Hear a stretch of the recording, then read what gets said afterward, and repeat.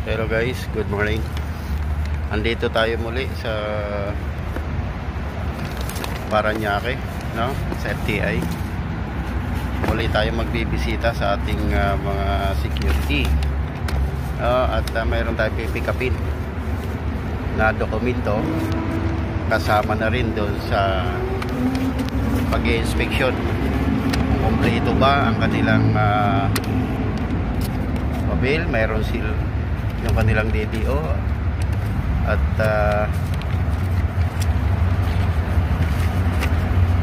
iba pa at yung iba pang dokumento.